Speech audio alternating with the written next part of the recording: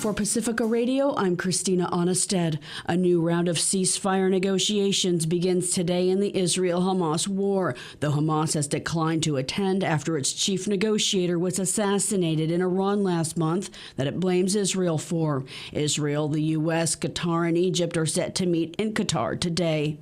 This comes as the death toll from Israeli strikes in Gaza tops 40,000, an estimated 2% of the population, though the death toll is likely higher, with many still under the rubble. Health officials and civil defense workers say the true toll could be thousands more. Columbia University's president, Minouche Safik, has resigned.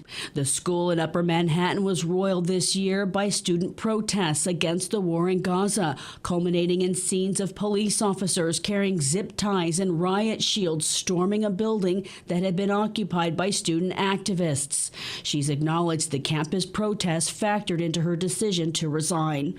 The announcement comes just days after the school confirmed 3 deans had resigned after officials said they exchanged disparaging texts during a campus discussion about Jewish life and anti-Semitism.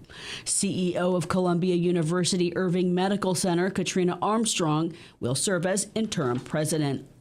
Ukrainian President Volodymyr Zelensky says his troops have full control of the Russian town of Sudza in the Kursk region after 10 days of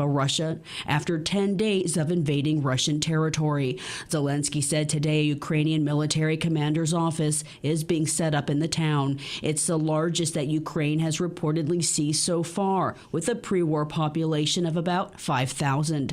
Natural gas flows from West Siberian gas fields through pipes that pass through Sudza and cross into Ukraine's border for Ukraine's power system. Ukrainian officials say they control 386 square miles of enemy Russian territory, including at least 74 settlements and hundreds of Russian prisoners of war. A U.S.-Russian dual national has been convicted of treason in a Russian court and sentenced to 12 years in prison on charges stemming from a $51 donation to a charity aiding Ukraine. News reports say Ksenia Kavana, who Russian authorities identified by her maiden name of Ksenia Karelina, was arrested in the Ural Mountains in February and pled guilty in a closed trial last week. The ballerina reportedly obtained U.S. citizenship after marrying an American and moving to Los Angeles. Her attorney said he planned to appeal the verdict. Vice President Kamala Harris joins President Joe Biden in announcing price cuts for 10 of Medicare's most popular and costliest drugs today. The administration says Medicare recipients will save about $1.5 billion on medications for diabetes, heart disease, types of arthritis, and other ailments under new prices negotiated with drug companies that will take effect in the year 2026. The savings range from a 79% reduction for Genuva, a drug to treat diabetes, to a 38% cut for Imbruvica, which is used to treat blood cancers.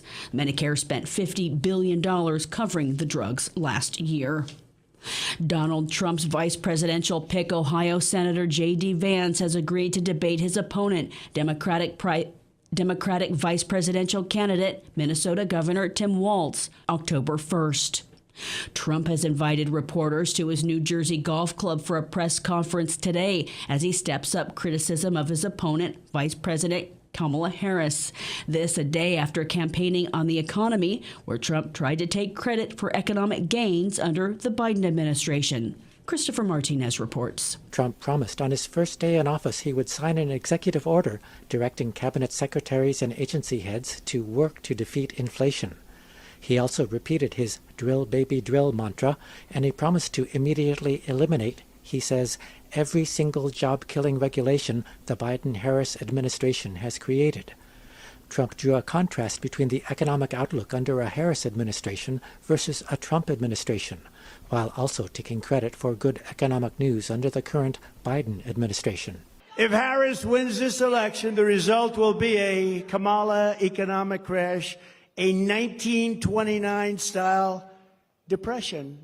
1929. When I win the election, we will immediately begin a brand new Trump economic boom. It'll be a boom. We're going to turn this country around so fast. Reporting for Pacifica Radio News KPFA, I'm Christopher Martinez. Hurricane Ernesto is barreling towards Bermuda after leaving hundreds of thousands of Puerto Ricans without power or water as sweltering heat envelopes the U.S. territory, raising concerns about people's health. Officials with Puerto Rico's National Weather Service say they've identified 222 damaged structures, but no catastrophic impacts from the storm that knocked out power to more than 640,000 customers, forcing 23 hospitals to operate on generators and canceling 140 flights from the island territory. Flash flood warnings remain in effect due to continuing rain. A hurricane warning is in effect for Bermuda today, with Ernesto expected to pass near or over the island on Saturday as a major Category 3 hurricane. India's Prime Minister Narendra Modi condemned the rape and murder of a doctor trainee after a late night of protests in Calcutta and elsewhere in the country demanding better security for healthcare workers. Women and others took to the streets of India last night on the eve of the nation's 78th anniversary, marking the latest protest after the August 9th murder, chanting, "We want freedom, freedom to live, freedom to work." Shraddha is a protester who spoke to the Associated Press. We want justice, we want justice, we want security, we want safety from our government, from the authorities. A suspect has been arrested. I'm Christina Onnested, reporting for Pacifica Radio.